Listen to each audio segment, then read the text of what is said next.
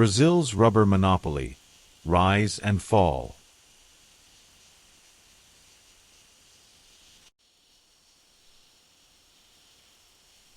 The discovery and early age of rubber. Deep in the Amazon basin, long before it was etched into the memory of human history, indigenous peoples already knew that tree. Hevea brasiliensis, the Brazilian rubber tree, as it is known in Latin, had grown silently for centuries in the wet darkness of the Amazon rainforest, sharing its milky white sap only with those closest to it.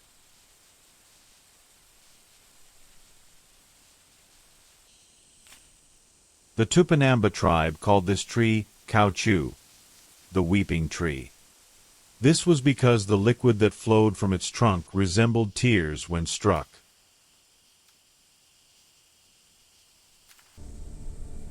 Europeans first encountered this miraculous substance in 1493. Sailors returning from Christopher Columbus's second voyage reported being amazed to see the Hispanic natives playing with balls made of a hard, flexible material.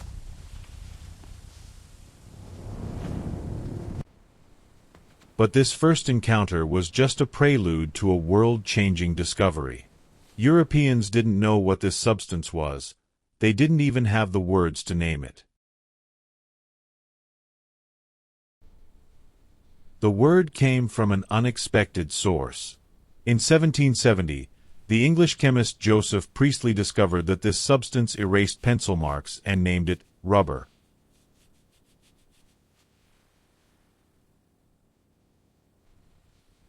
But the substance's true properties remained a mystery for several more decades. It softened with heat and became brittle with cold. In summer it smelled like a sticky carcass, and in winter it cracked like glass. Moreover, processed and shaped products were prone to deformation depending on the seasons. Therefore, in Europe, rubber remained an attractive but practically useless exotic object. Those profound turning points in history often come by accident. In 1839, a mixture of rubber and sulfur that fell from Charles Goodyear's hands landed on a hot stove. Goodyear waited. Instead of burning, the substance transformed. The rubber, treated with heat and sulfur, retained its elasticity while becoming resistant to both heat and cold. Goodyear didn't name this process vulcanization. That name was coined by the English inventor Thomas Hancock. But whatever name it was called, this discovery changed everything. Following vulcanization, rubber became one of the world's most valuable raw materials. It was needed in every corner of industrialized Europe and America. Waterproof clothing, industrial seals, machine belts, telegraph cables. And when John Boyd Dunlop invented the pneumatic tire in 1888, demand suddenly skyrocketed to astronomical levels. The bicycle industry boomed. Then the automobile age was just around the corner. The world's hunger for rubber grew like an insatiable monster, and there was only one place to feed that monster: the Amazon. The opening of Amazonian rubber to world markets initiated one of the most dramatic transformations in Brazilian history. From the mid-19th century onwards, this raw material, shining like gold in the sun, began to shape the country's economy. But the way this wealth was created was fueled by blood and exploitation from the very beginning. The Amazon rainforest offered some of the world's harshest working conditions: swamps, tropical diseases, snake and insect bites, hunger, and desolation. Under these conditions, human labor was needed to forage the trees, collect and transport latex. It was abundant and cheap. The solution came from the poor of the country's northern belt. drought-stricken people from Serra and other northeastern states were lured into the forests with promises of the Amazon's Golden Valley. The debt slavery system, aviamento, trapped them in the forest. Rubber pickers or Seringueiro were lent tools and supplies. This debt was never repaid because the bosses set both the prices and the accounts themselves. The system wasn't legal slavery, but ultimately it wasn't very different.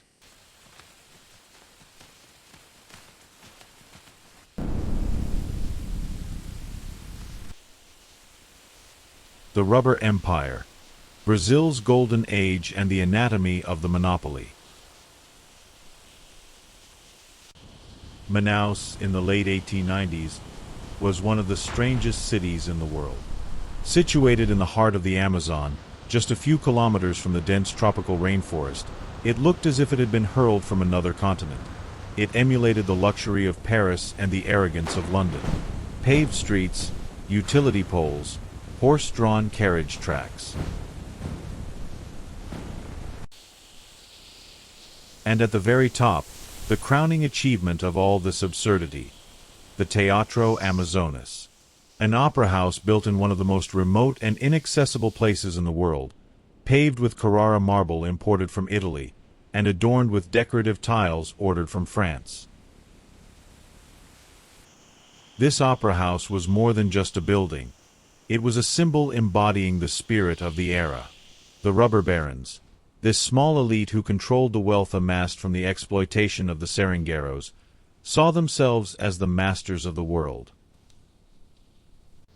They sent their children to Paris for education, brought in chefs from Europe and threw away local produce, and had their fresh laundry washed and returned from Lisbon. Wealth had reached unimaginable proportions, and with it, madness. The Brazilian rubber monopoly is perhaps one of the purest forms of geographical monopolies in history. The Amazon was the world's sole source of rubber, or at least that's what was believed at the time. Hevea brasiliensis trees grew only in these forests. It was legally forbidden to take their seeds out of the country. The Brazilian government meticulously protected this monopoly. Customs officers stood guard at port gates. Foreign ships were searched. Those who tried to smuggle the seeds were severely punished. But the foundation of this protection wasn't as solid as it seemed. What sustained the monopoly wasn't Brazil's active dominance, but the fact that the rest of the world hadn't yet taken action. And this was a historically extremely fragile advantage.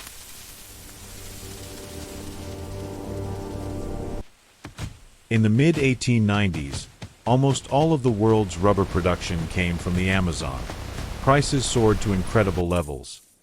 In 1910, a kilogram of rubber cost the equivalent of hundreds of dollars in today's value. Brazil filled its coffers with this revenue. More than 40% of the country's total export earnings came from rubber. Amazonian cities swelled, barons built mansions, and the government poured money into infrastructure projects. Rubber was Brazil's dream, a dream that seemed real, but was unfounded. The atrocities committed in the hidden corners of the Amazon during this period were rarely the subject of grandiose narratives, as grand as the opera boxes of the barons. Seringueiros would rise before sunrise, scurrying into the forest with axes and cutting tools on their shoulders and a bottle of rubber latex scoop at their waists. A Seringueiro's daily route covered 100 to 200 trees, spaced an average of 100 meters apart. They would walk tens of kilometers, making a V-shaped cut in the bark of each tree, placing a small container underneath, and then walk the same route in the opposite direction to complete the cycle. In doing so, they battled malaria, yellow fever, and many tropical diseases. They struggled to coexist in a forest shared with snakes and wild animals. When night fell, the latex cooking process would begin. The collected liquid latex was solidified by being spun over dense smoke produced from palm kernel seeds. This process would last for hours. The smoke would burn the eyes and damage the lungs.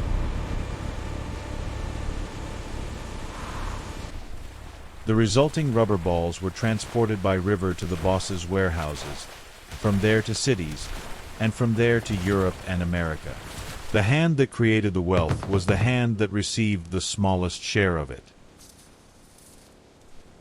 The darkest face of the rubber age was perhaps hidden not in the competition between Congo and the Belgian colony, but within the Amazon itself.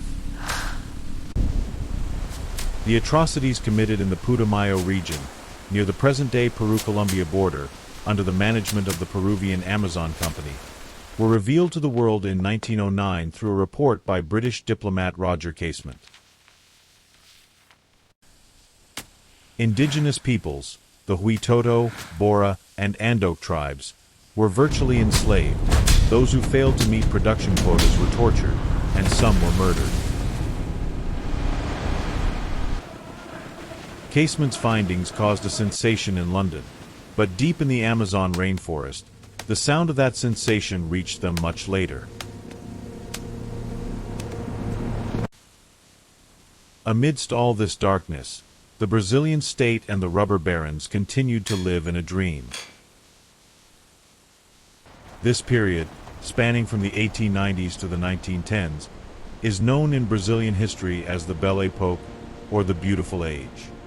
It was truly beautiful, in terms of power, money, and prestige. But like every beautiful era, it was rapidly heading towards an end. Theft, competition, and collapse. The end of the monopoly. Every empire has an Achilles heel. The Brazilian rubber empire's was clear. Its entire monopoly rested on the fact that only one type of tree grew in a single geographical area. This dependency was also the system's greatest weakness. And the person who saw this weakness was an English botanist who is remembered in history books as both a hero and an agent, Henry Alexander Wickham. In 1876, Wickham, working near Santarém, began collecting Hevea brasiliensis seeds. Whether this was illegal is still debated among historians. Some argue that Wickham was openly smuggling, while others claim he exploited legal loopholes.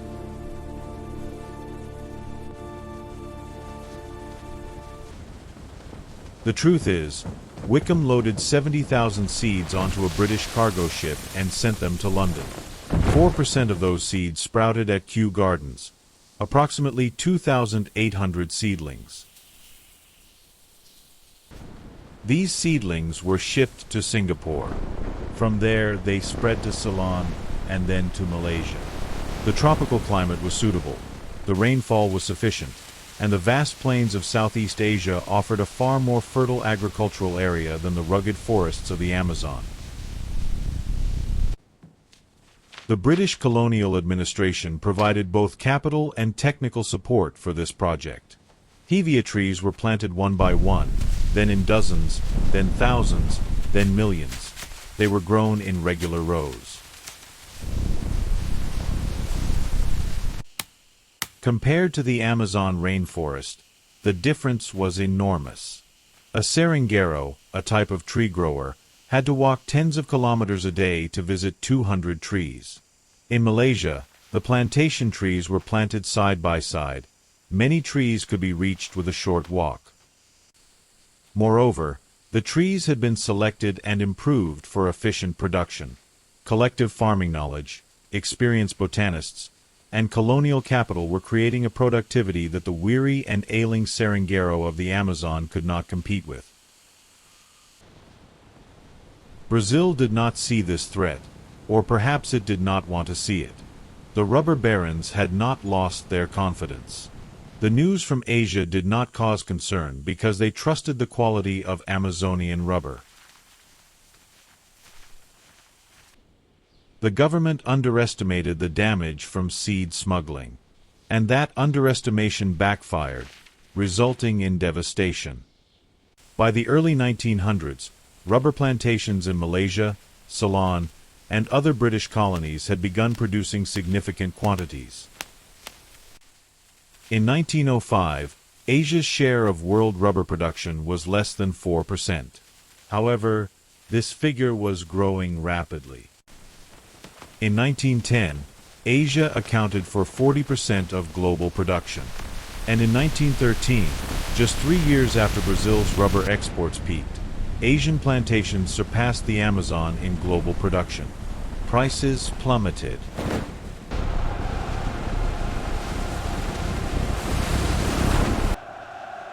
In 1910, rubber sold for 5 to 6 shillings per kilogram, but by 1913, the price had fallen to 2 shillings.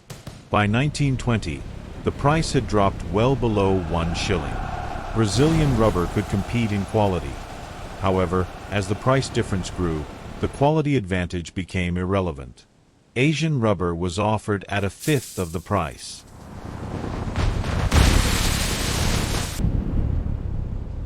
Manaus's splendor crumbled with this price collapse. The opera house was deserted, the baronial mansions fell into ruin, and the populations of the Amazonian cities rapidly declined. The debt-ridden Seringueiro were trapped in decaying wooden houses. The government began searching for a way out, but the solutions were either too late or insufficient. Brazil was looking for a hero to overcome this crisis. And in 1927, someone dressed as that hero arrived in the Amazon, Henry Ford. The American automotive giant needed its own source of rubber. It didn't want to be dependent on the British monopoly in Asia. It bought a huge tract of land in the Amazon, on the banks of the Tapajos River, and built a city there bearing its own name, Fordlandia. Fordlandia was one of the 20th century's strangest colonial experiments. Ford cleared forests and planted rows of hevea trees.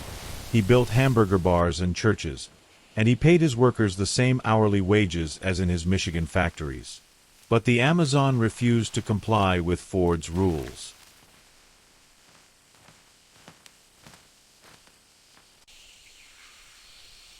Hevea brasiliensis was sparsely distributed in its natural habitat.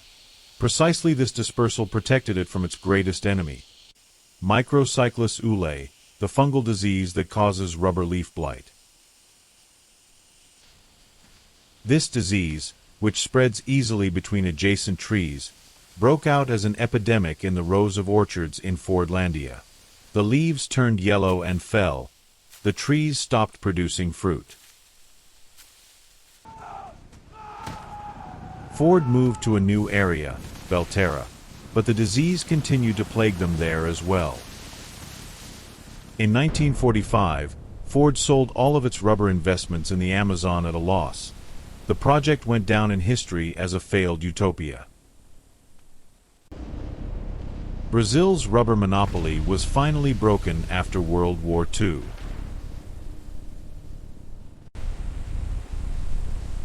Asia's interruption during the war years gave the Amazon a brief respite. At the request of the Allied powers, Brazil reinvested in rubber production, and Seringueiros returned to the forest.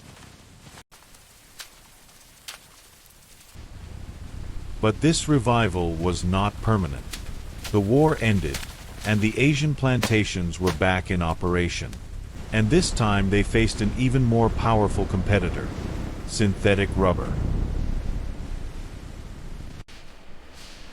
In the 1930s, German chemists began producing synthetic elastomers through petrochemical processes. During the war, the U.S. heavily funded this research.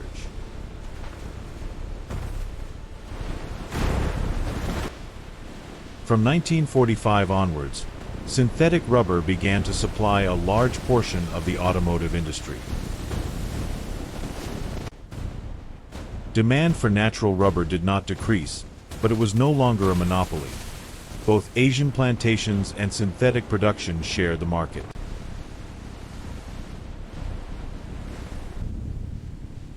The Amazon Seringueiro were left defenseless against these global powers. Decades of economic marginalization, combined with the problem of deforestation in the 1970s, transformed into an existential crisis. Large farmers and cattle ranchers began clearing the Amazon rainforest. The livelihoods of the Seringueiro came from both the price of rubber and the physically destroyed forests.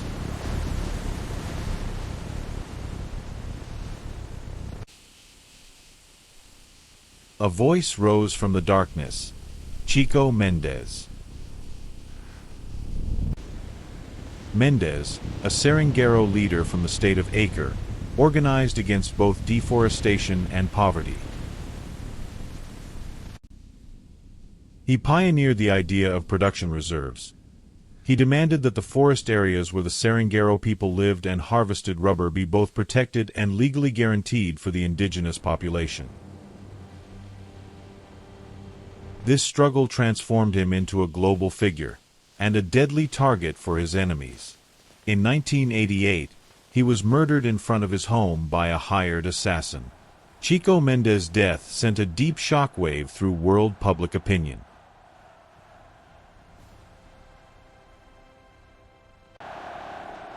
Following Chico Mendes' death, Brazil was forced to enact legislation to protect the Amazon rainforest. Seringueiro reserves were created, and environmental movements gained strength. Today, Seringueiros still gather rubber in the Amazon basin.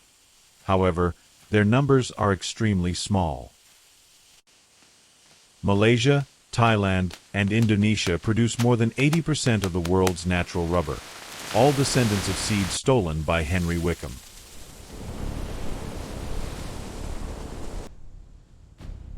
This story contains one of the most striking economic lessons in human history. No monopoly, geographical or legal, lasts forever. Brazil tried to protect its rubber seed as a state secret, but the seed eventually crossed its borders. Plantations in Southeast Asia replaced the chaotic and costly forestry of the Amazon.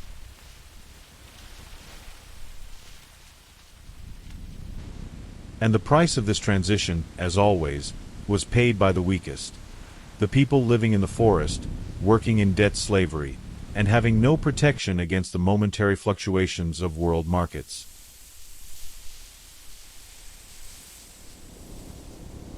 The Teatro Amazonas in Manaus still stands. Every year, thousands of tourists visit this pink and yellow structure nestled in the heart of the Amazon. Concerts are held inside, and operas are performed on its stage. But the building's walls know something it cannot say. These marbles, those ornate chandeliers, those gold-gilded ceilings, all were built with the sweat of a man from the forest.